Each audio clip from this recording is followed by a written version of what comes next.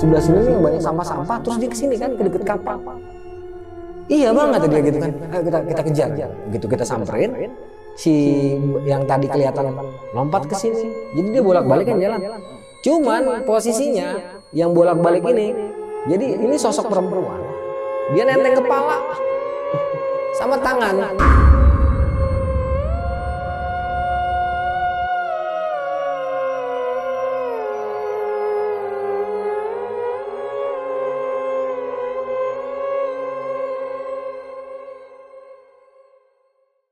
Assalamualaikum warahmatullahi wabarakatuh. Salam sejahtera untuk kita semua. Kembali lagi di Lonceng Misteri, masih bersama gue Gilang Ahaditya. Dan malam ini gue kedatangan seseorang yang bakal nyeritain pengalaman mistisnya ketika dia menjadi tim SAR nih pada saat tsunami Aceh 2004. Jadi di sebelah gue udah ada Kang Arya. Halo Kang. Setelah 100 lebih mau 200 episode di Lonceng Misteri, kita baru kedatangan Arya Sena. Kang Arya. Akhirnya Kang datang juga Kang ke sini Kang buat nyeritain pengalaman mistis Akang nih waktu itu. Kang, ini 2004 waktu itu Kang Arya diberangkatkan itu ketika apa Kang? Udah berapa hari ketika kejadian Kang? Diberangkatkan tanggal 29 Desember 29 sore dari Jakarta. Berarti itu setelah berapa hari tuh? Setelah 3 hari pasca kejadian. 3 hari pasca kejadian langsung diberangkatkan? Diberangkatkan, ya. Berarti itu masih ini banget Kang ya, masih kacau banget ya? Wah, crowded abis masih. Nah Kang Arya, ketika Kang Arya Sena nih berangkat ke sana, sampai ke sana, melakukan evakuasi nih, katanya nemuin kejadian mistis di sana Kang, yang emang Kang Arya sampai sekarang belum bisa lupain nih Kang. Itu gimana Kang? Kalau kejadian mistis banyak ya. Walaupun gue rasa nggak semua relawan mungkin ngalamin kayak gue gitu ya. Tapi dalam kasus ini gue pribadi cukup banyak ya. Dan kalau yang umum gitu ya, udah pernah gue ceritakan lah di beberapa channel. Karena memang kejadian mistis di sana tuh hampir tiap malam ngalamin. Oh iya? Ya, terutama misalnya kalau kita kurang teliti dalam menangani jenazah, misalnya ada anggota tubuh yang tertinggal, terkadang tuh suka ada yang protes gitu lah ya. Oh iya? Iya, tapi dalam bentuk entah arwah, entah korin, entah jin yang menyerupai korban, kita nggak paham. Tapi yang jelas kalau misalnya ada kejadian yang kayak gitu tuh, ada aja tuh yang datang malam-malam, biasanya antara jam 8 atau jam 9. Datangnya pun kita nggak ada yang sadar, nanti sadarnya pas dia udah nggak ada baru lah. Kan kita nongkrong di lantai 2 ya, di balkon. Nah dia tuh biasanya negor kita tuh dari luar balkon gitu. Jadi banyak kejadian-kejadian yang emang, wah ini gue nih, kaki gue nih. Nah iya, kayak gitu-gitu. Biasanya tuh tangan, jempol, kaki ya. Nah Kang Arya, sekarang Kang Arya katanya lagi ngebangun nih suatu channel nih Kang. Jelajah Malam. Betul. Itu bisa dikenalin nggak Kang sama sahabat lonceng, Jelajah Malam ini apa nih Kang? Ya jadi channel kita ini dia menghimpun, mungkin nggak jauh beda sama Lonceng Misteri ya. Jadi berbagai pengalaman mistis dari pribadi-pribadi, individu-individu, di mana aja. Mau di gunung, mau di kota, mau di WC gitu. Pokoknya dimanapun tempat ada pribadi ataupun individu yang mengalami kejadian mistis, bisa diceritakan di channel kita juga gitu. Dan kebetulan memang ini sahabat-sahabat gue yang punya. Oh, jadi orang terdekat, orang-orang dekat gua dan juga orang yang banyak jasa sama gua. Jadi karena di channel ASCP atau Arya Sena Cerita Pendakian kan udah santai gua ya, udah dikelola sama PH. Jadi gua bisa konsen juga di sini gitu. Nah, Nah, jadi harus ingat nih teman-teman. Nih yang lambangnya kayak begini nih ya. Dan yang ada guanya. Yang soalnya, ada Arya Senanya ya. Kalau yang nggak ada guanya itu berarti bukan Jelajah Malam punya kita gitu. Dan ya pokoknya sahabat lonceng nih, jangan lupa mampir ke channelnya Kang Arya Sena, Jelajah Malam. Nanti linknya gue taruh di deskripsi ya. Di situ banyak konten-konten menarik pokoknya. Yang biasanya banyak nih Kang yang kekurangan asupan horor masih kurang nih, bisa main ke channelnya Kang Arya Sena. Lompat-lompat lah ya, karena kan banyak channel horor. Bener. Buat referensi baru. Oke Kang, kayak nggak usah lama-lama lagi nih Kang ya. Langsung kita mulai aja nih ceritanya. Oke.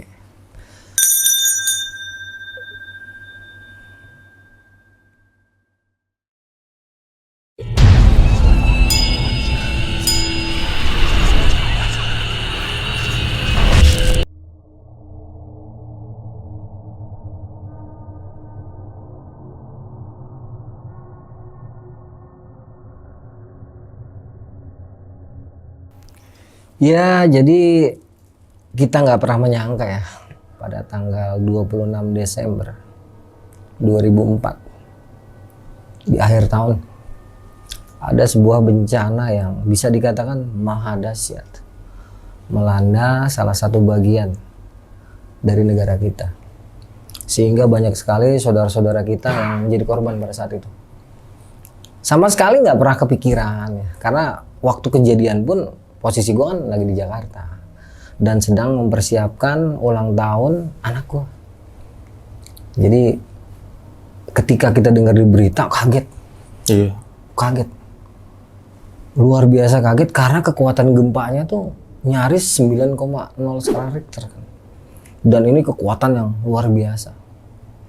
Jadi sempatlah timbul kepanikan juga rasa bela sungkawa yang luar biasa lah dari kita. Nah waktu itu gue udah tergabung di dalam tim SAR tapi masih independen, belum bergabung di dalam Jakarta Rescue. Ya, masih relawan lah jatuhnya dengan kemampuan SAR. Mendengar kejadian ini langsunglah kita cari info, ada nggak sih badan-badan yang menyelenggarakan atau memberangkatkan tenaga SAR ataupun relawan menuju ke lokasi bencana. Ternyata setelah kita cari-cari kabar, itu kalau nggak salah yang pertama buka Metro TV. Metro, kalau nggak salah itu relawan kemanusiaan, ya. Indonesia Menangis. Nah, udah berangkatlah kita ke Gondang Dia tuh. Nah sampai di Gondang Dia, gue ketemu salah seorang anggota dewan. Anggota dewan ini kebetulan beliau ini orang asli Aceh. Perkenalan singkat, sempat nanya background gue tuh apa, ya gue bilang background gue SAR dari pencinta alam. Terus sudah sering juga melakukan operasi SAR mandiri. Ya udah langsung beliau masukin tuh, nanya nama gue, nanya data-data gue, terus dimasukin sama dia ke dalam tim SAR partai, salah satu partai. Oke. Nah, jadi waktu itu prinsip gue siapa yang cepet berangkatin gue, nggak peduli dia elemen apa, gue pokoknya berangkat. Karena gue nggak lihat siapa yang berangkatin gue, yang penting bagaimana gue bisa sampai di sana secepat mungkin. Masalah nanti gue di sana mau ngapain aja, ya biarlah Allah yang menguatkan gitu kan. Nah prosesnya cepet tuh bro. Tanggal 27 atau 28 gue ketemu beliau. Ketika gue sampai rumah, tanggal 29 gue lagi siap-siap gitu, nyari orang lagi. Ternyata gue dapet telepon. Hari itu juga gue harus ke bandara. Sini nih, bandara apa namanya? Soekarno-Hatta. Gue bilang, sebentar bu, saya nyari temen lagi gitu kan. Oh ya udah, berapa orang kira-kira kamu bisa bawa? Terus waktu itu gue bilang 3 orang mungkin, gue bilang gitu. Anak didik gue kebetulan. Mereka belum punya pengalaman SAR, jadi prinsip gue pada waktu itu sebagai anggota organisasi harus nih punya pengalaman SAR. Apalagi nih kejadiannya cukup besar ya. Iya. Akhirnya 2 orang datang, tapi ternyata pas kita mau jalan ke bandara, yang 1 orang nggak diizinin sama orang tuanya. Tinggallah gue berdua. Oke. Ya udah, gue suruh packing dia, terus gue telepon balik, gue bilang bu kita nggak ada transportasi ongkos. Udah kamu sewa aja taksi, nanti saya tunggu di pintu kedatangan ya, di pintu kedatangan berapa gitu. Udah kamu nanti di situ aja bilang sama supir taksinya. Ya udah stop aja taksi bebas kita. Bandara. Sampai bandara, udah ditunggu sama beliau, sama staf beliau juga dari perwakilan partai beliau. Gua nggak bisa sebut nama partainya. Udah langsung didata kita. Data langsung masuk ke boarding pass ya, ruang tunggu penumpang loh ya. Nah di sini di boarding pass kita ngobrol-ngobrol, dikasih tahu lah bahwa sore ini juga kita akan diberangkatkan dan kita belum tahu akan ditempatkan di mana di Banda Aceh karena waktu itu masih nunggu informasi dari orang lapangan di sana. Iya. Tapi kita nggak ada yang gampang bro, ya udah niat ke sana. Niat kita memang jadi relawan, nggak peduli lah di sana mau kenapa kita udah nggak pikirin, santai dah tuh. Nggak lama pesawat datang, kita naik pesawat. Pesawat itu singgah dulu, nanti delay di Badarudin. Itu kita berangkat 2:30 sampai Badarudin kalau nggak salah jam 3 ya, jam 3.15 atau berapa lah, yang jelas nggak begitu lama. Tapi delaynya lama bro, di Badarudin tuh hampir 2 jam. Karena lalu lintas di Belang Bintang, Aceh, padatnya minta ampun. Pesawat-pesawat komersil, pesawat-pesawat militer, segala macam jenis pesawat ya. Itu bener-bener lalu lintas di Belang Bintang padat. Jadi kita nunggu tuh. Setelah 2 jam di Badarudin, langsung start lagi, sekitar jam 5:30. Nah, di sini nih teror pertama sebenarnya.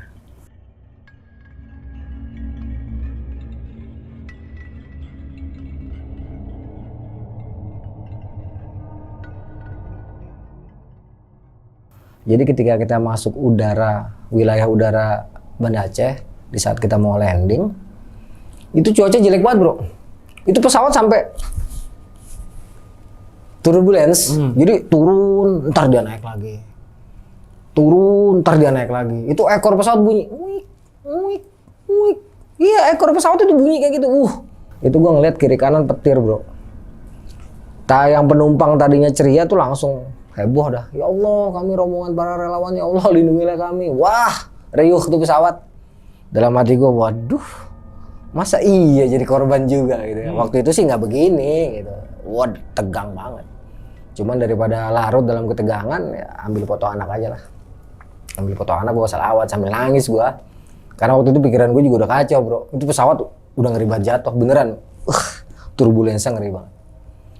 Udah, gue liatin anak gue, foto anak gue nangis. Kalau emang terakhir nak ngeliat kamu, lumayan lah biar kata foto kita. Nah alhamdulillahnya selesai sholawatan, tenang itu, lama-lama pesawat tenang tuh. Nggak lama kelihatan tuh landasan pacu. Itu sampai 2 kali kita muter, baru dapat izin mendarat. Begitu mendarat, kita semua penumpang peluk-pelukan tuh, biar kata nggak kenal juga. Alhamdulillah kita selamat, alhamdulillah akhirnya kita mendarat gitu kan. Gue turun paling terakhir, ngobrol lah gue sama sang pramugari nih kan. Si pramugari juga ngomong, alhamdulillah mas kita selamat. Harusnya tadi kemungkinan terburuknya kita jatuh tadi. Tapi udahlah, memang belum waktunya mati, pantang kita mati gitu kan. Turun, begitu masuk di Belang Bintang, wah tuh crowded bro. Di sepanjang pagar bandara itu isinya orang-orang pada megangin pagar bandara. Rata-rata tatapan matanya kosong. Dan di sini juga udah mulai kecium nih bau-bau amis campur kayak garam gitu. Udah kecium di bandara? Cium. Padahal itu bandara jauh, Lambaro kan posisinya. Di Belang Bintang. Sama pantai itu jauh dia, sekitar 10 kiloan. Tapi kecium tuh hawanya. Terus jalan ke ruang tunggu bandara, makin crowded bro. Ruang tunggu bandara yang harusnya bersih, ini berantakan lah. Di mana-mana orang riuh, mau pengungsi, penduduk lokal maupun relawan yang baru datang. Dan kebanyakan kalau kita ngelihat orang-orang di sana, saudara-saudara kita dari Nanggro Aceh Darussalam ini, kebanyakan tatapan matanya hampa, kosong. Dan gue di bandara itu ada 2 jam lah nunggu jemputan tuh, minibus untuk mengantar kita ke base camp. Selama di bandara itu gue cuman bisa gue ngeliat tuh di dinding-dinding dipajang hilang. Yeah. Banyak banget. Terus orang-orang yang apa sih kalau ngomong matanya kosong, ngerti nggak lo? Kosong tatapannya. Gue sampai bingung harus berbuat apa pada waktu itu. Cuman ya udahlah, kita udah sampai sini. Niat kita kan membantu. Apa yang bisa kita bantu nggak tahu nih. Yeah. Sekitar 2 jam bis datang tuh. Datang terus di absen kita masuklah kita ke bis masing-masing. Ada 2 bis tuh, minibus. Di bandara kan terang benderang bro ya, bagus.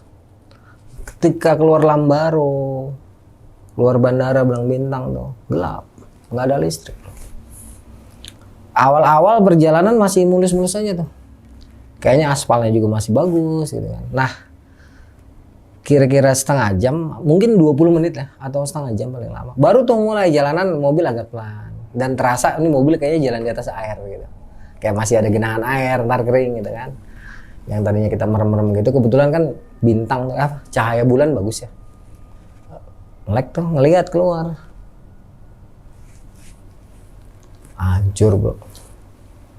Hancur, nggak ada bangunan utuh. Yang gue lihat tuh cuma reruntuhan aja.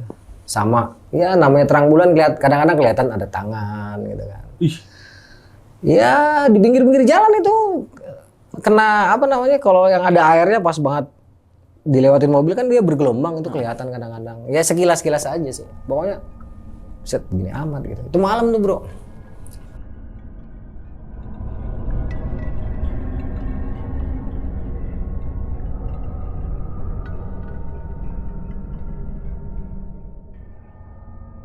Terus masuk ke dalam kota Banda Aceh, banyak masih bangunan utuh, terutama bangunan-bangunan yang kuat ya, yang lantai 2, ruko atau bangunan pemerintah. Itu masih banyak bangunan utuh, tapi sampah di mana-mana, Bro. Itu gue sampai mikir ya, buset, ini gini amat gitu, gimana siang ntar ya. Nah, itu kalau nggak salah kantor gubernuran, kita belok ke kiri, 1 blok kita belok ke kanan, habis itu kita nyusurin sungai. Itu kalau nggak salah nama sungainya Sungai Kurung Aceh. Terus nanti kita belok ke kanan, ke kiri lagi. Itu nanti kita masih kelihatan sungai, lama-lama sungainya ketutup sama kebun-kebun penduduk. Kira-kira setengah jam kemudian sampailah kita ke ruko. Itu nama simpangnya simpang pasir, simpang maut, apa lupa lah gue ya nama lokasinya. Kita ditaruh di situ, wah gila sepi banget, Bro. Sepi. Yang ada tuh cuman suara hewan malam sama suara gunggungan anjing. Ketika kita turun, hawanya beda tuh, Bro. Namanya habis ada yang meninggal sampai 200.000 lebih ya. Walaupun di lokasi itu bisa dikatakan dia tidak terdampak dengan gelombang tsunami. Tapi tetap aja hawanya tuh beda, Bro. Iya. Hawanya tuh mencekam. Kita turun, buru-buru kita masuk ke dalam ruko. Nah, di dalam ruko nih ada 3 keluarga kalau nggak salah. Salah satu keluarga namanya Bang Ayu. Bang Ayu. Bang Ayu. Ya, Bang Wahyu. Gue manggilnya Ayu gitu. Bang Ayu, nanti kalau ada rezeki saya ke sana ya. Kita ngobrol-ngobrol, ngopi bareng lagi. Ngobrol terus kita ke lantai 2. Itu sih kayaknya sih pada berani semua ya. Udah ngambil lokasi masing-masing, duduk. Itu suara anjing, Bro. Udah guk. Ini gue bilang anjing apa serigala gitu. Soalnya suaranya tuh udah beda anjing. Wah, itu kacau banget suara itu. Suasana mencekam juga luar biasa. Tapi kita namanya waktu itu baru saling kenal ya. Jadi pada jaim lah ya. Nggak menunjukkan rasa takut. Baru ketahuan ini ternyata kita pada takut, ngeri atau iseng dan sebagainya lah ya, yang berurusan dengan perasaan fearless tadi. Pas kencing. Ketika gue udah kebelet banget, nggak tahan kencing, gue turun ke bawah, nggak taunya banyak yang bangun ikut, Bro. Iya, karena gue tegang banget. Tegang banget malam itu. Walaupun kita tuh belum ketemu satu sosok jenazah pun. Karena baru sampai. Dan kita pun nanti baru operasi SAR itu. Nanti setelah kita selesai proses di suntik tetanus. Divaksin dulu, vaksin TT ya. Soalnya kita nggak boleh turun ke lapangan sebelum divaksin tetanus, berbahaya sekali. Ya, jadi malam itu kita lewatin tegang banget. Pagi itulah baru kita pada bisa tidur. Karena apa? Udah kedengeran tuh azan subuh. Jadi selama malam itu nggak kedengeran suara orang langkah, nggak kedengeran suara kendaraan, Bro. Hanya suara anjing dan hewan malam. Jadi lu bisa bayangin betapa mencekamnya pada saat itu. Ya, itu sekitar tanggal 30 Desember. Betul-betul mencekam. Dan setelah nanti kita udah berhari-hari ya, setelah gua nanti ke rumah sakit Rumah Sakit Umum Zainal Abidin RSUZA, kita suntik TT, itu nunggu pengaruhnya selesai, nunggu alat-alat datang, kan kita masih di base camp tuh. Dan selama 2 atau 3 hari kita belum turun ke lapangan. Itu setiap malam yang namanya suasana mencekam itu nggak selesai, Bro. Dan kita benar-benar perlu beradaptasi secara mental. Kalau mental nggak bagus, sulit sekali kita beradaptasi dengan suasana yang mencekam. Karena setiap malam itu lewat maghrib atau lewat isya maksimal, itu nggak ada orang lewat, nggak ada kendaraan lewat, Bro. Jadi pada saat itu Banda Aceh udah kayak kota mati. Jadi jangan dipikir enak jadi relawan pada saat itu. Benar-benar tegang banget. Nggak tahu kalau yang udah seminggu kemudian datang ya. Karena gue nih masuk Banda Aceh itu memang relawan baru sedikit yang masuk, Bro. Ya kita masih ketemunya nanti TNI, warga lokal gitu kan. Terus tentara dari negara lain gitu. Masih jarang banget ketemu relawan dari Indonesia. Baru seminggu kemudian kita baru ketemu. sesudah seminggu lah kita di sini di base camp, kita dipindah tuh ke rumahnya anggota dewan. Nah rumahnya anggota dewan ini dia deket banget sama Kampung Mulia. Jadi ujung habis. Jadi gelombang tsunami itu habis. Gelombang itu sudah nggak kuat lagi dan dia menghantarkan ribuan jenazah itu di deket rumahnya anggota dewan ini. Oh, oke. Ya. Jadi setelah 5 hari bukan seminggu kita ditransfer ke rumah beliau karena di sini keluarga besar. Suasananya kan mencekam, listrik belum ada bro. Dan setiap malam tuh ada gempa susulan. Jadi kalau udah jam segini nanti ada goyang. Goyangnya bukan sekedar goyang gempa biasa, ini goyangnya kencang. Itu kalau kita belum biasa, waktu kita belum biasa tuh, kaget mulu kita, bangun lari panik. Tapi setelah udah terbiasa, udahlah anggap aja jonjotan gitu kan. Mau ini gedung runtuh, mau ada apa lagi bodo-bodo amat lah. Apalagi orang lokal yang ngalamin tsunami, itu kalau ada gempa, itu bisa lari dia. Panik, air gitu kan, soalnya kan air datang. Masih trauma ya? Trauma. Nah di rumah Bu Is ini nggak kalah menyeramkan, karena apa? Dia deket banget, paling di jalan raya itu sama rumah dia kan cuma 50 meter. Dan jalan raya itulah penghabisan dari gelombang tsunami. Dimana di situ banyak banget jenazah yang terdampar lah, terbawa gelombang. Jadi kalau malam itu, yang tadinya di daerah Simpang Pasir, Simpang Maut atau apalah pokoknya namanya di daerah Uli Kareng ya, gue lupa nama tempatnya. Yang tadinya di Uli Kareng itu cuman kedengeran suara-suara anjing, di tempat Bu Is ini enggak. Iya suara anjing, iya suara hewan malam, plus suara orang minta tolong bro. Ini udah mulai kedengeran tuh. Itu hampir tiap malam orang tolong sakit gitu. Terkadang mereka menggunakan bahasa daerah. Tetapi dari 20 orang relawan yang ada di rumah Bu Is, itu nggak semua denger bro. Misalnya hari ini gue denger, temen gue nggak. Nah besok temen gue denger, gue nggak. Jadi nggak selalu di dalam hari itu di antara 20 orang ini mendengar teriakan ataupun sesuatu yang berasal dari alam lain itu bersamaan enggak. Intinya mencekam banget ya. Nah setelah seminggu full di rumah dari Uli Kareng sama di rumah Bu Is tuh seminggu baru kita boleh turun ke lapangan. Itu sekitar tanggal 2 Januari. Nah ini udah sering gue ceritain lah ya. Gue nanti datang ke daerah Lam Dingin, gue nanti datang ke daerah Ulele, gue datang ke Lam Peneret, Lam Jame, Lam Permai, Lam Lom. Pokoknya di Aceh itu kan serba lam. Kebanyakan namanya tuh lam. Pokoknya Lam Puuk lah segala macam lah. Itu udah banyak gue ceritanya di daerah-daerah itu. Nah ini ada satu cerita yang memang spesifik. Belum pernah gue ceritain kayaknya di channel manapun. Sampai itu udah kira-kira gue 2 minggu lah ya di Banda Aceh. Itu gue kebagian untuk survei bro. Daerahnya namanya Punge Blangcut, Aceh Jaya. Di sana terdapat sebuah kapal apung PLTD. Itu puluhan ton terdampar sampai 4 kilo ke daratan. Dan konon menurut berita yang beredar banyak sekali korban di sana yang belum terurus. Gitu. Jadi gue diperintahin sama komandan gue, taruh kata kayak gitu ya, sama ketua atau korlap lapangannya untuk ngecek daerah itu.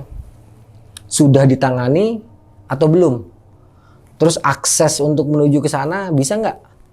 Truk masuk gimana gitu kan? Jadi kan memang kita kalau mau berkunjung ke satu lokasi kita harus survei dulu. Udah, survei tuh gue ke daerah Punge Blangcut.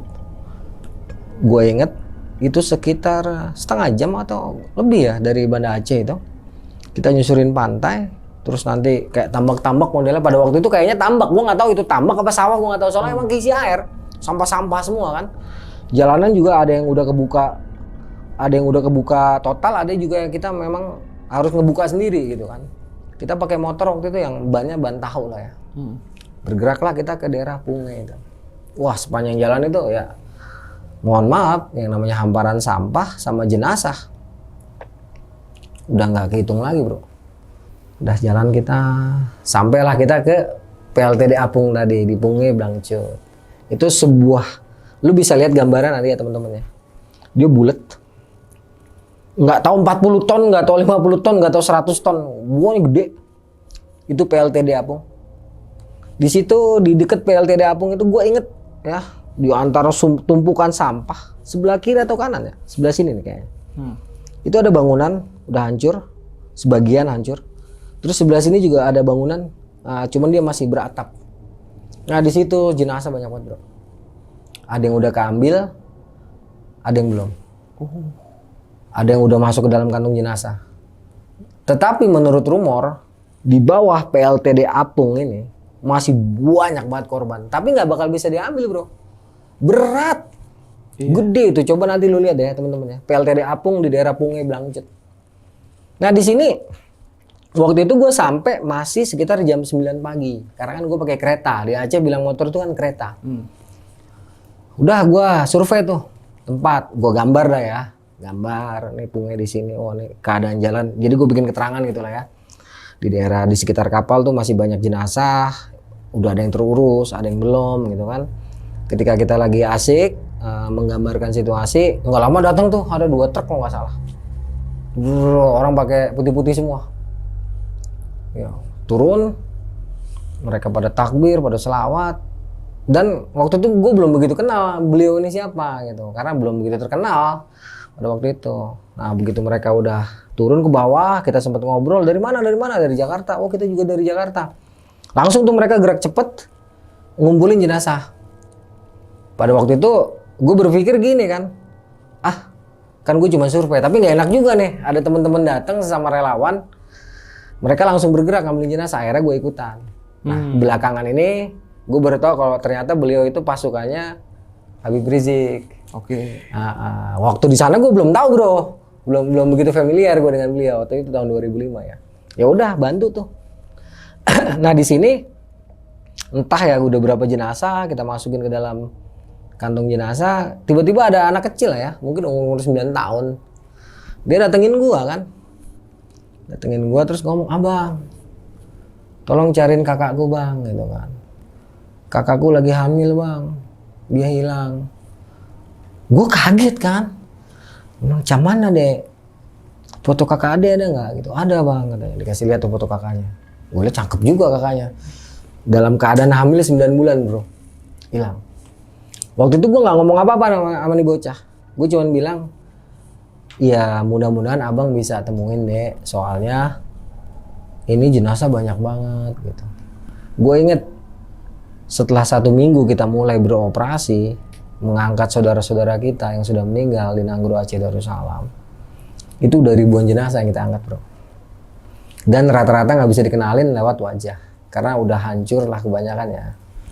Nah setelah itu anak ngobrol, mulai nih ada sesuatu yang gua rasakan ya di daerah lain gitu ya, kayak di daerah Lam Jame, terus di daerah Lam Dingin, di beberapa daerah di mana gua ngalamin kejadian yang mistis ganjil. Nah setelah ketemu anak ini, karena nggak lama setelah anak ini ngungkapin perasaannya ya, terus dia juga sempat bawain gua air mineral, ngobrol-ngobrol nggak lama nih anak nyamperin gua lagi. Dia ngomong, "Bang, abang lihat nggak?" gitu kan. Pakai logat Aceh ya, gue agak lupa. Anaknya sekarang tinggal di Depok bro, nanti bisa lu panggil kalau lu mau. Nah ya, dia ketemu gue tuh gara-gara ngeliat YouTube. Terus datang ke rumah gue, terus dia ceritain bahwa dia adalah anak kecil yang gue temuin di Punge itu. Makanya gue kaget kan. Nah itu boleh lu panggil nanti ya, itu saksinya dia. Nah ini anak inilah yang membuat gue akhirnya terbuka tuh sesuatu yang mungkin sulit sekali dilihat dengan mata kasar.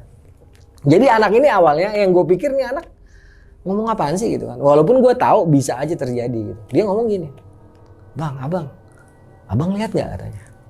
"Lihat apa dek?" "Itu bang ada nenek-nenek bang. Dia bolak-balik." Merinding gue cerita. "Dia bolak-balik aja bang. Tuh dari deket rumah itu terus ke deket kapal. Itu kan jaraknya sekitar 50 meteran. Itu bang." Dia tuh ngomong serius banget bro ke gue sambil dia nunjuk-nunjuk. Gue waktu itu nggak ngeliat apa-apa. Cuman karena ini anak serius banget, akhirnya gue coba apa ya? Gue berselawat lah ya. Gue coba tayamum, gue selawat, terus gue merem bro. Gue baca-bacaan, masih nggak kelihatan tuh. Begitu gue melek, baru gue begitu dipegang sama tuh bocah kan. Nah iya, oh iya dek, nenek-nenek ya, gue bilang kayak gitu. "Abang lihat," katanya. Si anak kecil itu langsung ngomong, "Abang lihat." Iya kan dari situ kan, tuh dari deket rumah.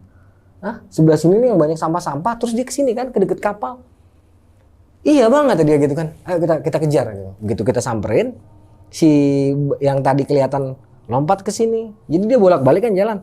Cuman posisinya yang bolak-balik ini, jadi ini sosok perempuan, dia nenteng kepala sama tangan.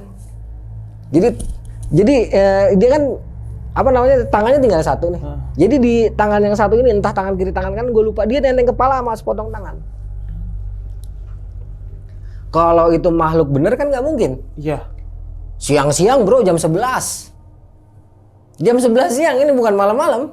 Itu dia bolak-balik aja sambil nenteng kepala sama tangannya. Jadi ntar kesini.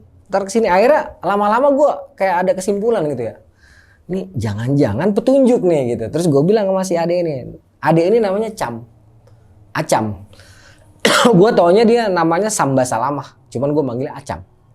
Gue bilang, karena udah kenalan ya. Dia juga kenalin dirinya waktu itu Acam. Gue bilang masih Acam. Cam, coba kau tengok di sana Cam. Abang tengok di sini.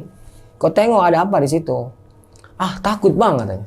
Kau jangan takut Cam. Kau sudah lihat gitu kan. Abang tengok di sana, kamu tengok di sini.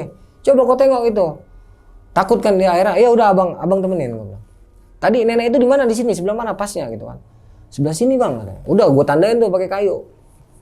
Itu bayangan si nenek tadi yang kelihatan bawa tangan sama kepalanya itu udah nggak kelihatan bro. Begitu kita udah mulai sadar, ini petunjuk gitu kan. Udah Cam, kau kasih tanda kalau kau takut kau ikut abang. Gitu. Ya udah, aku ikut abang katanya. Tancepin di situ, terus pas kita jalan menjauh, itu kelihatan lagi tuh bayangan si nenek tadi dengan nenteng kepala dan tangan di sebelah sana dekat rumah. Itu pasti. Kita lihat posisinya, langsung kita buru-buru ke sana dan dia hilang. Tandain tuh di situ. Acam, kau sudah lihat? Sudah, coba kau cari ini Acam. Coba kau cari cangkul atau kau cari sekop gitu kan. Dia coba cari tuh, minta minjem sama FPI tadi, pasukan FPI itu. Dipinjemin lah kita tuh sama mereka. Mereka kan juga lagi sibuk ya, ngumpulin jenazah. Ambil, kalau nggak salah dikasih sekop gitu ya. Sekop kecil kita gali tuh di situ.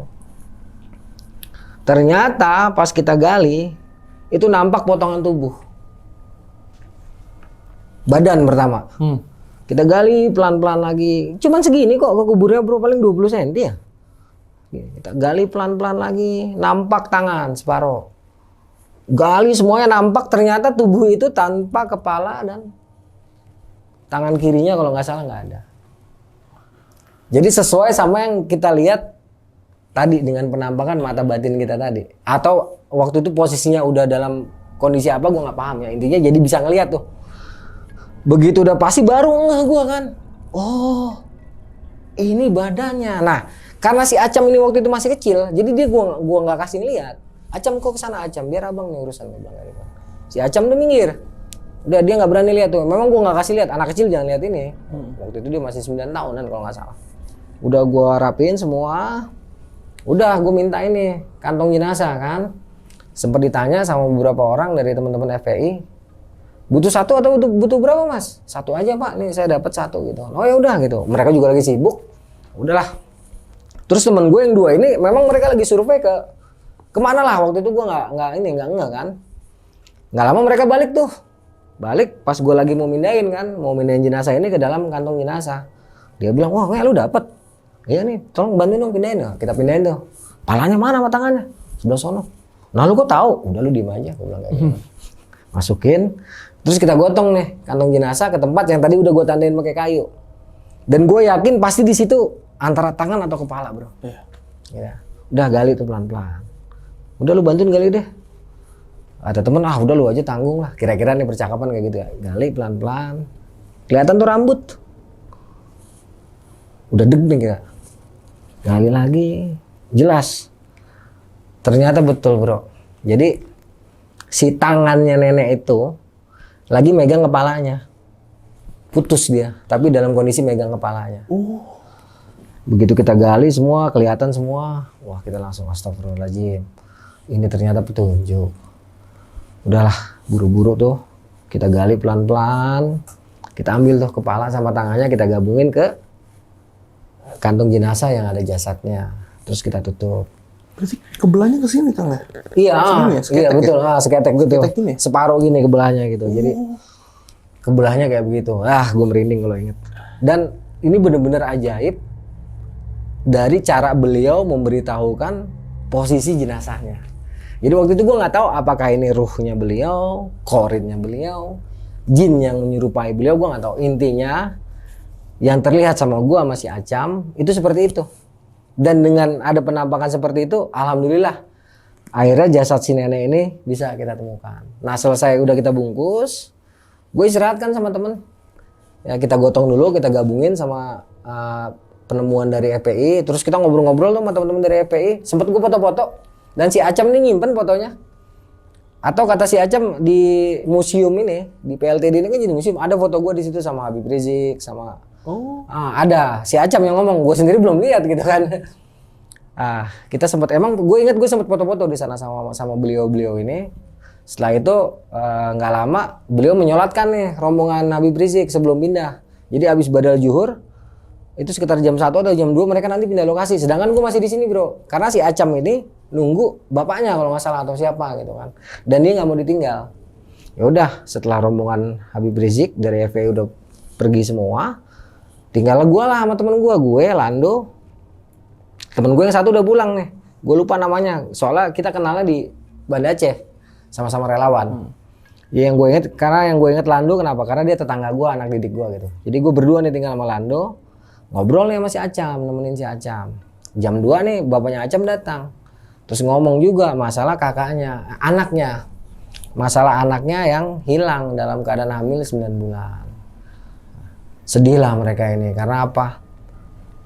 Siapa namanya? Kak Rika apa siapa gitu, gue lupa ya. Jadi suaminya hilang, dia pun hilang. Bener-bener ini bapak sama anak kehilangan lah ya. Karena si anak perempuannya itu dalam keadaan hamil 9 bulan. Nah sempetlah kita ngobrol-ngobrol, kita tampung. Cuman kan kita nggak bisa berbuat apa-apa. Iya. Bisa selesai ngobrol, tiba-tiba karena tadi gue udah ngalamin kejadian yang cukup aneh. Gue nemuin lagi satu lagi nih bro, sebelum gue balik.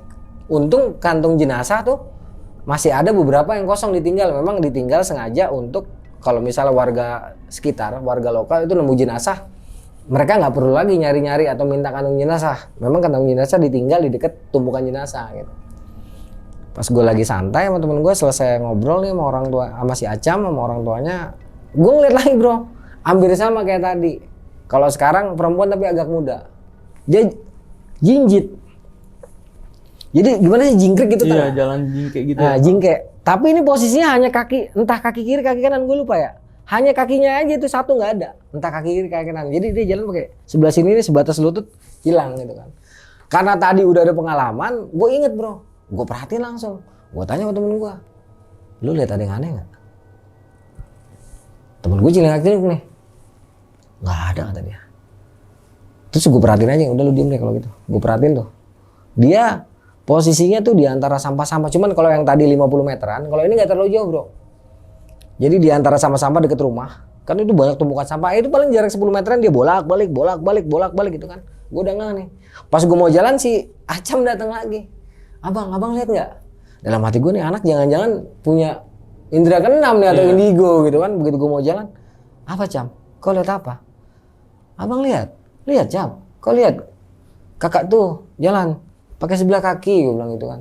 Iya bang, abang lihat. Kau mau bantu? Enggak. Takut kan ya. Sudah kau tunggu di sini Cam. Temen gue nanya, lu lihat apaan? Udah lu tenang aja, ntar begitu udah gue gali, kalau memang bener ini yang gue lihat, bantuin. Udah biasa. Udah lu di sini temenin bocah. Udah jalan tuh gue ke tempat yang gue lihat betul tadi penampakan cewek itu ya. Jalan dengan sebelah kaki kan dia. Udah begitu di sini apa kan dia ada 2 tempat nih. Jadi dari sini ke sini kan bolak-balik ting tik tik tik tik tar balik lagi gitu kan. Nah, ini gue tandain nih. Udah kayak tadi lagi biasa, gue gali pelan-pelan. Karena skopnya kebetulan ditinggal tuh satu. Gue gali pelan-pelan. Itu kelihatan tubuh udah keriput, bro. Udah keriput, udah nggak mengelupas dagingnya, nggak, malah dia kayak kering gitu kan. Gali sampai kelihatan kegali semua bener, ternyata kakinya entah kiri entah kayaknya kaki kiri deh gua. Apa kaki kanan? Oh kaki kanan kayaknya nggak ada. Itu posisinya dia apa ya, agak gimana ya? Ini gini nih posisinya nih. Gak susah lah, pokoknya begini lah gitulah. Nah itu kakinya sebelah sini nggak ada. Gue langsung, oh berarti kakinya sebelah sana nih. Ah, begitu dia udah kegali, gue bilang sama temen gue, bro, langsung temen gue bawa kantong jenazah di situ. Karena temen gue kan badannya kecil, jadi dia nggak bisa kalau ngangkat sendirian. Maksud gue kantong jenazah taruh di situ dulu. Langsung gue ke tempat di mana dia berdiri tadi menunjukkan dirinya lagi kan. Gue gali ternyata betul di situ kakinya bro. Udah, gue gali pelan-pelan. Karena ini kaki jadi bisa gue ambil langsung. Pakai kan gue udah pakai sarung tangan kan. Baunya ya bau jenazah kayak gitu justru nggak terlalu busuk sih ya. Malah baunya amis banget. Beda kalau sama yang di air. Gue nggak mau cerita kalau yang di air. Oh yang di air parah ya? Jangan diceritain dah. Okay. Ntar gue muntah. Udah tuh gue ambil, gue bawa ke tempat tubuhnya tadi kan. Masukin dulu tuh ke kantong jenazah. Nah baru nih jenazah yang utuhnya kita angkat ke dalam kantong jenazah.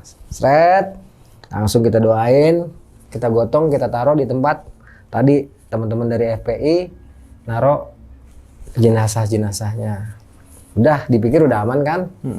Ya. Nyalain tuh kereta, kita bilang sama si Acam kok pulang? Ini udah mau sore. Iya bang, katanya. Ini pertemuan gua terakhir sama si Acam. Nanti gua baru ketemu lagi 2020 sama dia. Dia udah gede. Oke. Jadi ini pertemuan terakhir gue di Banda Aceh masih Acam.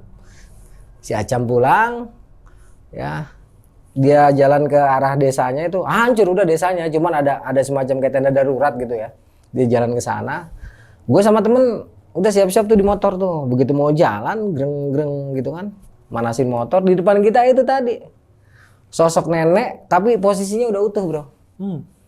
Jadi sosok nenek yang tadi pertama gue lihat dia nenteng kepala sama tangan. Ya, terus sama gadis yang tadi nenek kaki itu udah di depan kita senyum. Ini temen gua pun orang awam bro, dia nggak bisa lihat. Tapi pada saat itu dia sampai waktu itu dia non muslim sampai apa? Astagfirullahaladzim, Bismillahirrahmanirrahim. Saking nggak sadar dia baca Al-Fatihah. Karena memang dia bergaul sama kita yang muslim gitu. Gua kaget nih awalnya. Terus gue tanya, lu kenapa baca Al-Fatihah? Itu yang tadi lu angkat bukan gitu kan? Iya. Allahu Akbar, alhamdulillah kata dia gitu. Nah dia nanti pulang dari Aceh ada sebuah peristiwa yang akhirnya membuat dia jadi mualaf. Oke. Iya, nanti ceritanya beda. Kalau memang perlu diceritakan gitu kan. Udah tuh. Kelihatan ini tengah hari bro ya. Ini dalam artian matahari ini masih terang. Begitu mereka udah kelihatan, itu kan dia bentuknya entitasnya nggak padat bro. Jadi kayak goyang-goyang gitu lah ya. Nah, kayak gimana sih? Pokoknya entitas itu nggak padat kelihatannya. Udah, terus gue langsung kirimin assalamualaikum illa arwahi khususon fulana binti fulana kan, karena memang dua-duanya kan wanita ya, jadi fulana binti fulana. Terus gue kirimin sholawat karena gue jarang ngirim Al-Fatihah buat orang yang udah meninggal, nggak tahu kenapa ya, gue senengnya tuh ngirimnya sholawat. Gue kirimin sholawat entah berapa kali, mereka tersenyum, terus mereka hilang dari pandangan. Baru gue jalan tuh. Nah sepanjang perjalanan ini gue sama temen diem-dieman aja bro, diem-dieman. Begitu sampai di markas di daerah Matai, kan dulu markas gue di Matai, di pasar Matai. Komandan gue segala macam pada nanya, pada marah-marah. Buset lu surupnya pemain ke rumah janda gitu kan. Masalahnya dari pagi sampai sore kagak balik-balik.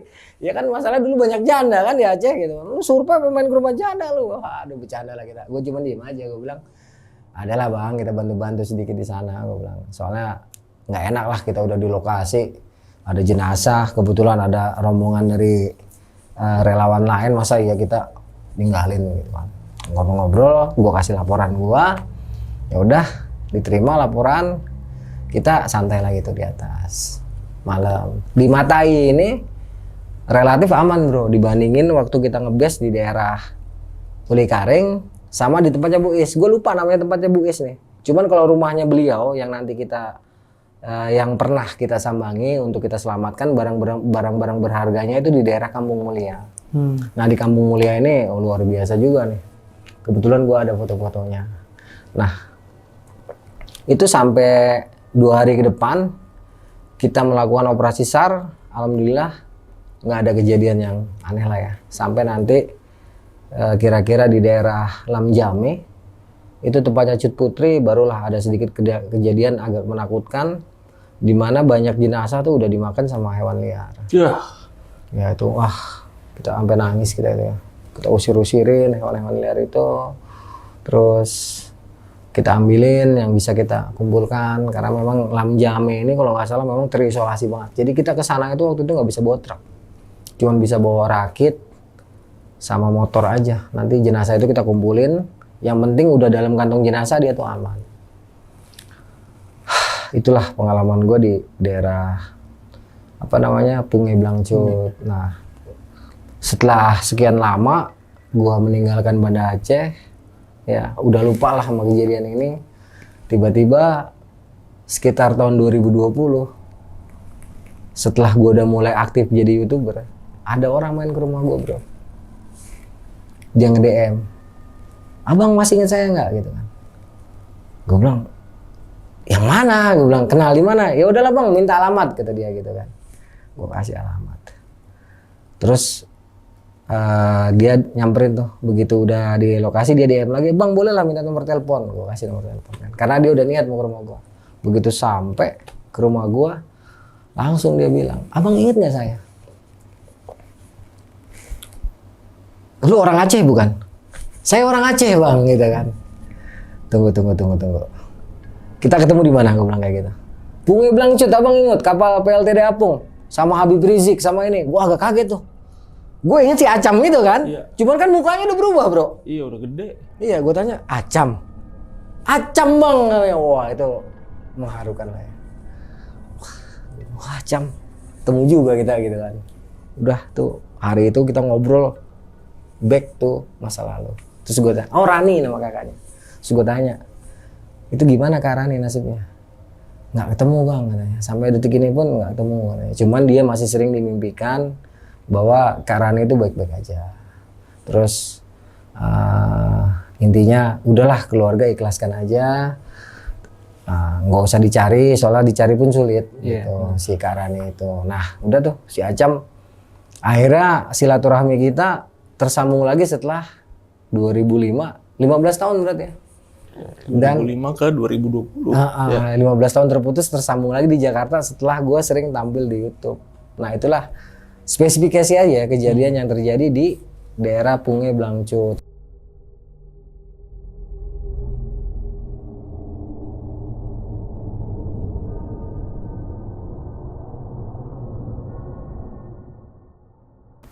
Oke Kang, berarti daerah Pungai Blangcut ini nih daerah terakhir yang Akang datengin sebelum Akang pulang? Enggak, itu apa masih ada lagi banyak? Banyak daerah yang gue datengin. Berapa lama sih Kang di sana tuh? 3 bulan. 3 bulan? Iya. 3 bulan itu sampai bener-bener gimana nih Kang? Sampai kering jenazahnya itu, sampai kering. Tapi masih ada kulitnya. Karena kan dia kecampur air laut, jadi kayak diasinin gitu modelnya gitu. Kalau yang tengkorak biasanya itu yang di air udah. Kalau diangkat pasti langsung hancur dia. Kalau di air udah parah ya. Ya. Daerah terakhir yang gue kunjungin sebelum gue pulang ke Jakarta itu daerah Lampu U. Lampu U itu nanti meliputi kita ke daerah Lepung, mentok di Gruti. Itu pinggir pantai. Nah, di Lepung ini ada kapal tanker nyangkut di bukit, bro. Itu gimana ceritanya itu? Kapal tanker nyangkut di bukit? Iya, saking gedenya itu gelombang. Karena memang Lampu itu pantainya dia banyak bukit-bukit menjorok ke tepi laut. Iya benar. Sempit-sempit. Jadi gelombang di Lampu itu bisa 30 meter, bro. Jadi pohon kelapa tertinggi aja tuh banyak sampah-sampah nyisa. Itu di Lampu. Dan di Lampu ini gue paling lama karena gue ada di Posko 85 sekitar 2 minggu. Posko 85? Ya, Posko 85 namanya. Di situ bukan cuma relawan Indonesia, bro, tapi relawan dari seluruh dunia ada di situ. Itu gelombangnya semana tingginya? 30 meter lebih kalau di daerah Lampu itu, karena itu banyak bukit-bukit yang menjorok ke pantai. Itu yang bikin tinggi. Jadi ada kayak semacam celah-celah sempit gitu kan. Nah itulah ombak jadi tingginya. Pecah ya. Jadi naik tinggi. Itu yang bikin Lampu Lepung, Gruti parah banget. Dampak dari gelombang tsunami-nya. Tapi ada keajaiban di sini, bro. Masjid Raya Lampu U yang cuma 50 meter dari laut tidak hancur. Wih, Ada, lu cari aja. Pokoknya ada gambar masjid satu, yang lain rata. Di itu masjid tetap berdiri, itu namanya Masjid Raya Lampu U. Sekarang udah gede kali ya masjidnya. Sekarang ya udah dirapihin kali. Tapi waktu tsunami itu nggak hancur sama sekali bro. Sampai pagar-pagarnya aja ada. Pelang namanya Masjid Raya Lampu juga masih ada. Ini saksi mata gue, masalah ngeliat depan mata gue. Nah di sini temen gue, dia bersahadat. Di situ? Di situ di masjid itu. Nggak ada yang nyuruh. Langsung sendiri nangis-nangis, sahadat, terus uniknya lagi dia langsung bisa sholat 2 rakaat. Tahu sholat apaan gue gak ngerti. Sampai itu saking semuanya rata. rata hanya masjid itu aja bro. 7 km persegi rata, nggak ada bangunan. Hanya masjid itu berdiri tegak.